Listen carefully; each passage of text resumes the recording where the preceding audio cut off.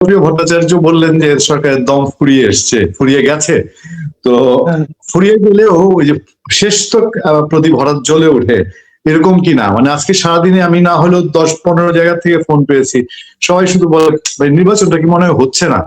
মানে কেন এই নির্বাচন কমিশন কি এই আস্থা তৈরি করতে পারে না? এবং এটার কোনো উত্তর নাই। যদি জিজ্ঞেস করি যে কেন হবে না নির্বাচন, না হওয়ার কি আছে, এটা বলতে পারে না। বলতে এটা জানি না, কিন্তু নির্বাচন মনে হচ্ছে না। এইটা কেন? এই অবিশ্বাস, অনাস্থা, এই পরিস্থিতি কেন মুস্তাফা? এই পরিস্থিতিটা হয়েছে কি, আসলে নির্বাচন কমিশন বলেন অথবা সরকার বলেন, এদের উভয়েরই বিভিন্ন কর্মকাণ্ড মানুষের মধ্যে এক ধরনের অবিশ্বাস তৈরি করেছে। তারা নানা ধরনের কথাবার্তা বলছেন, যে সমস্ত কথাবার্তার আসলে কোনো মানুষকে আশাবাদ, মানুষ নানাভাবে সন্দেহ করে। যেমন ধরুন কতগুলি বিষয় নির্বাচন কমিশন এক একটা কাজ করছে। নির্বাচন কমিশন নিজেই বলছেন যে গণভোট করছে, তারা গণভোটের পক্ষে বা বিপক্ষে প্রচারণা চালানো যাবে। আমি আজকেও একটা সরকারি ব্যাংকে গিয়েছিলাম, সেখানে যেও আমি দেখলাম গণভোটে হা ভোট দিন এর পক্ষে প্রচারণা চলছে। সরকার চালাচ্ছে, সরকারি ভাবে চালানো হচ্ছে। সরকারি বিভিন্ন অফিসে এখনো সে প্লে কার্ড ঝুলছে। তাহলে মানুষ দেখতেছে ওরা যা বলে তা আসলে করে না। আবার ধরেন সরকারেরই যে আপনার প্রেস সেক্রেটারি যিনি আছেন, প্রধান উপদেষ্টা প্রেস সেক্রেটারি, তিনি আরো আগেই বলেছেন যে এবারে নির্বাচনের ফলাফল ঘোষণা করতে দেরি হতে পারে। কেন দেরি হতে পারে? কোনো লজিক নাই। ওনারা যে লজিকটা দিচ্ছেন, এই লজিকটা একেবারেই ধোপে টেকে না। উনি বলেছেন যে 2টা ব্যালট পেপার থাকবে, কাজে অনেক ভোট হবে। ভাই, এটা তো আমাদের যে স্থানীয় নির্বাচনগুলি যেগুলো হয়, আপনার ইউপি নির্বাচন বলেন, সিটি কর্পোরেশন নির্বাচন বলেন, অথবা পৌরসভা নির্বাচন বলেন, এই নির্বাচন ব্যালট থাকে 3টা। একটা হলো আপনার মেয়র, আরেকটা হলো সংরক্ষিত আসন, আরেকটা হলো কমিশনার বা মেম্বার। তো সেটা কি একই দিনে ফল হয় না? হয়তো। তো ওটা হতে পারলে এটা হতে পারবে না কেন? ভোট কেন্দ্র তো একই রকম থাকে। তো আর তারও চেয়ে বড় কথা, যেটা নাকি সবচেয়ে আপনার আমি মনে করি যে খুবই অ্যালার্মিং কথা, যেটা এটা হলো নির্বাচনে ভোট গণনা দেরি হতেই পারে, কিন্তু সেই দেরি হবে কি হবে না, সেই ভবিষ্যৎবাণী অথবা আগাম সেই ঘোষণা যদি দিতে হয়, তাহলে নির্বাচন কমিশন দিবে। প্রেস সেক্রেটারি কেন? প্রেস সেক্রেটারি তো এখতিয়ারের মধ্যেই পড়ে না। এবং প্রেস সেক্রেটারি তো বটেই, উনি যার প্রেস সেক্রেটারি, সেই প্রধান উপদেষ্টা ওই কথা বলতে পারেন, তারও এটা বলার এখতিয়ার নাই। কিন্তু হয়েছে কি জানেন, এদের মন মানসিকতা হয়ে গেছে স্বৈরাচারী মন মানসিকতা। এরা হাসিনার সরকার যেভাবে দেশ চালাতেন, শেখ হাসিনা যেভাবে দেশ চালাতেন, এরাও এভাবেই দেশ চালাচ্ছে। শেখ হাসিনা যেমন প্রধানমন্ত্রী থাকা অবস্থাতে এমন এমন কথা বলতেন যা তার এখতিয়ারের মধ্যে পড়ে না, এরাও তাই করছে। এরা মনে করছে যে আপনার সরকার প্রধান, আমরা যা ইচ্ছা তাই বলবো, আমি তো ঈশ্বরের কাছাকাছি। এই যে মানসিকতাটা, এই মানসিকতার কারণে মানুষ এদেরকে বিশ্বাস করে না। কাজে এরা যা কিছু বলে, মানুষ অবিশ্বাস নিয়ে এদের দিকে তাকায়। তো এটা আমাদের জাতির দুর্ভাগ্য। কিন্তু তারপরেও সৌভাগ্য একটা আছে, সেটা হলো এদের দিন ফুরিয়ে এসেছে। যেটা ডক্টর দেবপ্রিয় ভট্টাচার্য বলেছেন, আমি সেই কথাটাই বলি, এদের দিন না ফুরিয়ে এসেছে। এটা ওনার বলা লাগে না, কারণ আজকে হলো আপনার 9 তারিখ ফেব্রুয়ারি, 12 তারিখ ইলেকশন। 13 তারিখ থেকে তো অফিসিয়ালি এরা নাই। তারপরে শুনলাম তারা নাকি আরো 1 সপ্তাহ থাকবে।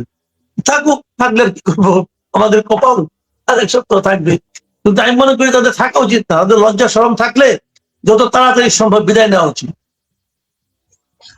ভাই, আমরা হেডলাইন করছি আজকে দম ফুরিয়ে আসা সরকার শেষমেশ কি খেলা খেলছে। কারণটা হলো আপনাকে বলি, আমি গতকালকে প্রথম আলো লিড রিপোর্ট আপনি নিশ্চয়ই দেখেছেন যে এই সরকার 1000 কোটি টাকার প্রকল্প, নতুন প্রকল্প নিয়েছে। এক ওয়াসাতেই তারা ঋণগ্রস্ত 20,000 কোটি টাকা ওয়াসা, সেখানেই নতুন শত শত কোটি টাকার প্রজেক্ট গছায় দিচ্ছে।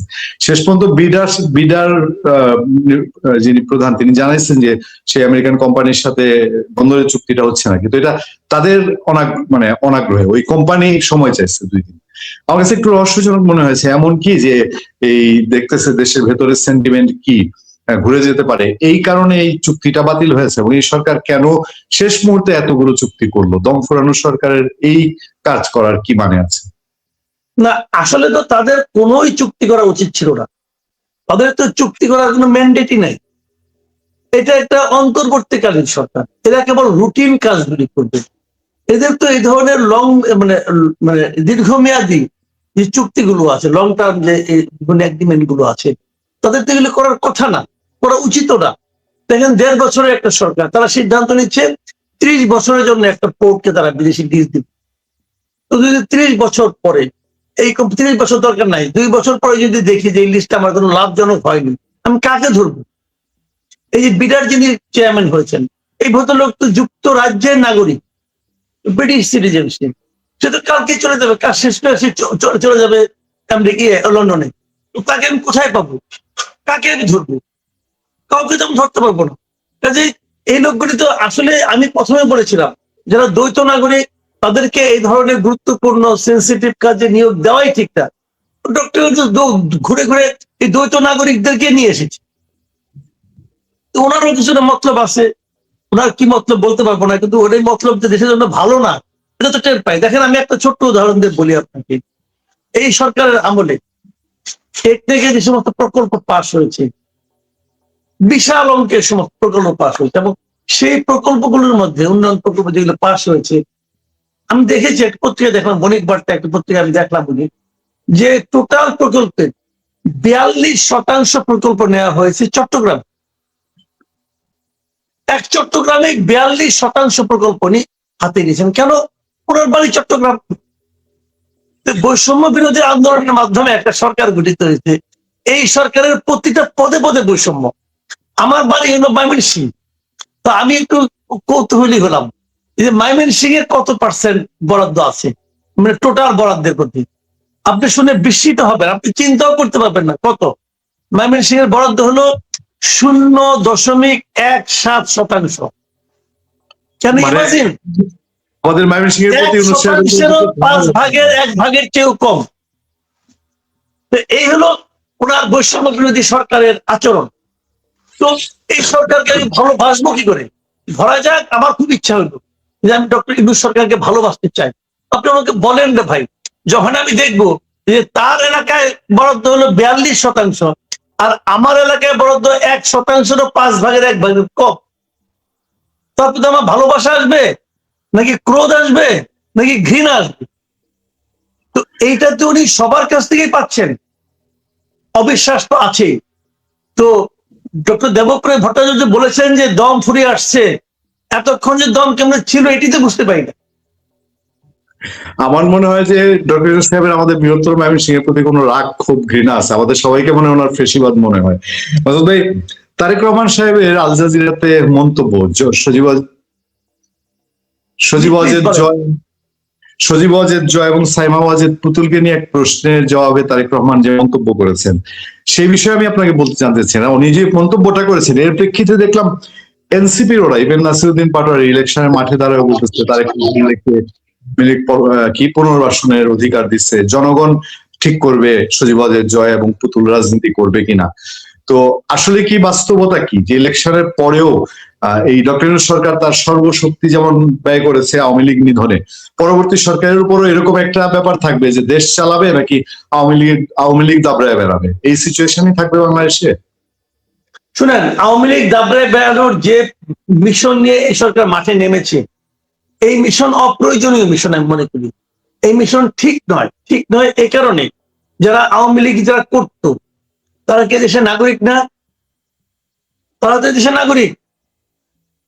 আপনি একটা কথা মাথায় রাখবেন, গোলাম আজম সাহেব যখন এই দেশে ঢুকলেন জিয়াউর রহমানের আমলে, তখন উনি অফিসিয়ালি এই দেশের নাগরিক ছিলেন না।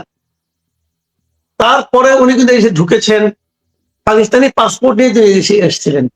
তারপরে এটা নিয়ে নানা ধরনের মামলা মোকদ্দমা চলেছে, এবং দীর্ঘদিন মামলা লড়ার পর প্রমাণ হয়েছে, বলা হয়েছে যে উনি এই দেশের নাগরিক।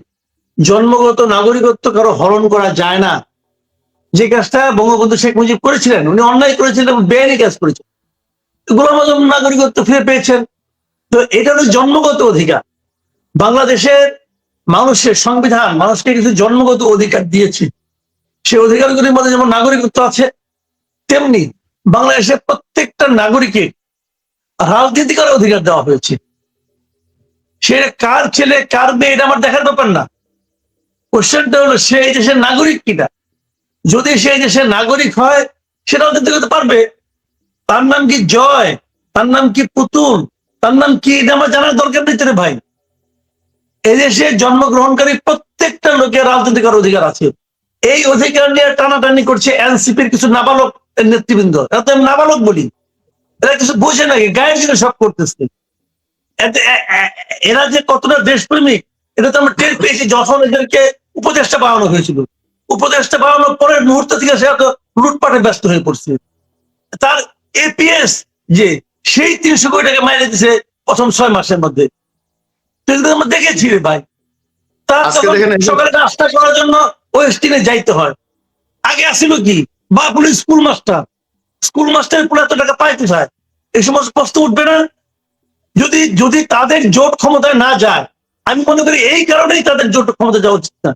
বিএনপি ক্ষমতা গেলে প্রথম তাদেরকে ধরবে, তুমি তো হিসাব দাও এত টাকা দিন পাই না কই, কিভাবে তুমি ওখানে যাও? তো এই সমস্ত বাড়াবাড়ির কোনো ফল ভালো না। বাড়াবাড়ির ফল পৃথিবীতে কোথাও ভালো হয় নাই, এখানেও ভালো হবে না।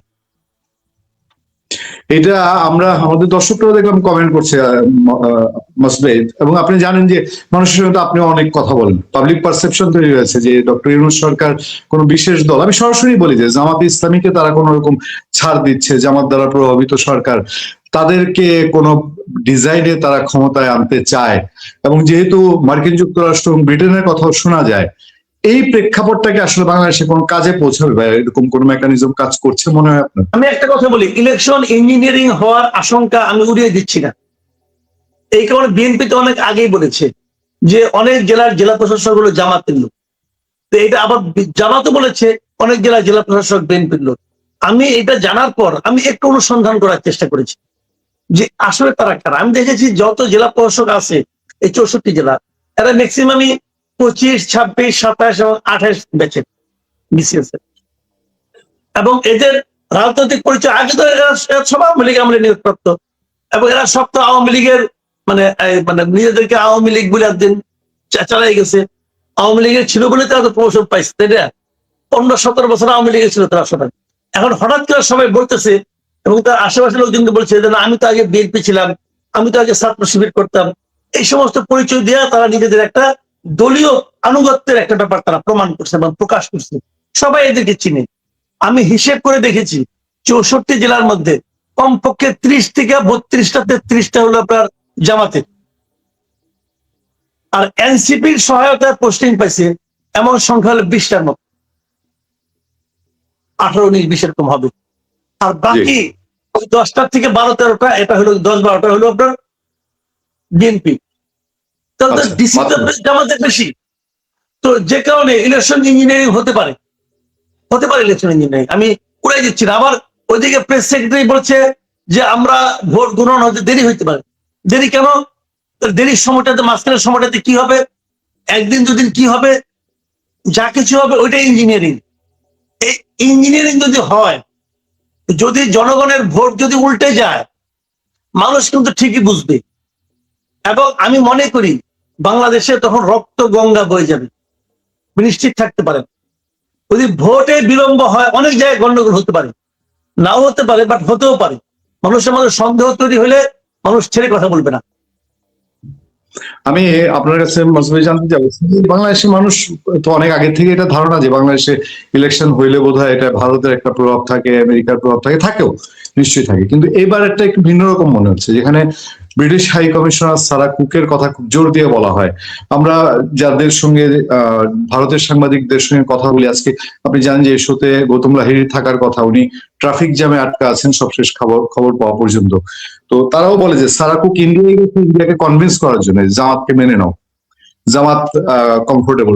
আপনি আমি আসলে এই প্রশ্ন দিয়ে আমি চলে যাবো, কারণ আমার জায়গায় যেতে হবে, তারা আছে আমার, সরি মনে করবেন, আমি দর্শকদের কাছ থেকে ক্ষমা চেয়ে নিচ্ছি। আমি আপনাকে বলি, হ্যাঁ, ভারত আমাদের নির্বাচনে মাঝে মাঝে প্রভাব বিস্তার করেছে। আগে আমি দেখেছি, আগের সরকার আমলে, আওয়ামী লীগের আমলে ভারতের প্রভাব ছিল, এবং আওয়ামী লীগ সরকারও ভারতকে নানাভাবে সুযোগ সুবিধা দিত, এবং বাংলাদেশের একদম ভোটারবিহীন নির্বাচনকে ভারত কিন্তু এক ধরনের স্বীকৃতি দিয়েছে। কিন্তু এবারের নির্বাচনে আমি এখন পর্যন্ত ভারতের কোনো সরাসরি প্রভাব দেখিনি। আড়ালে অবদালে কিছু হয়েছে কিনা আমি বলতে পারবো না, কিন্তু আমি এখনো দেখিনি। আমি এখনো মনে করি এবারে নির্বাচনে মানুষ স্বাধীনভাবে ভোট দেবে, কিন্তু ভোটের ফল কি হবে আমি জানি না। ভোটের ফল যদি 30 সেকেন্ড আমি একটা মন্তব্য জানবো শুধু। এবারে নির্বাচনে বোরখা এবং হিজাব খুব আলোচিত দুইটা পোশাক। আপনার 30 সেকেন্ড আপনার কাছ থেকে এই ধর্মীয় বিষয়টার একটা খালি মন্তব্য জেনে শেষ করুন। এটা যার যার ব্যক্তিগত পোশাক, কেউ যদি মনে করেন বোরখা পরবো, কেউ যদি মনে করেন হিজাব পরবো, তার ব্যাপার। কিন্তু একটা বিষয় হলো কি, ভোট কেন্দ্রে যাওয়ার পর পোলিং অফিসার এবং যারা ওখানে পোলিং এজেন্ট আছেন তাদের কিন্তু নিশ্চিত হতে হবে যে ভোট দিতে আসছেন তার আইডেন্টিটি। এখন যদি উনি মুখের চেহারা না খুলেন, ভেতরে কে আছে সেটা যদি বুঝতে না পারেন, তাহলে তার আইডেন্টিটি আপনি কিভাবে কনফার্ম হবেন? আমি মনে করি প্রত্যেকটা ভোটারের আইডেন্টিটি কনফার্ম হওয়া উচিত। তাহলে ওরা সিগনেচার মিলাতে হবে, অথবা আমাদের এখানে টিপসই কোনো ব্যবস্থা নাই, থাকলে টিপসই মেলানোর দরকার ছিল, অথবা ওখানে একটা ওই আপনার কি বলে কোনো যন্ত্র থাকা উচিত ছিল যে এই আইডি কার্ডটা যে তার, এটা থাকবে কিনা আমি জানি না। কিন্তু হিজাব এবং মানে আপনার বোরখা পরে এসে নিয়ে যদি তার আইডেন্টিটি কনফার্ম করা না যায়, তাহলে এই ভোট নিয়ে কিন্তু নানা ধরনের স্ক্যান্ডাল হতে পারে।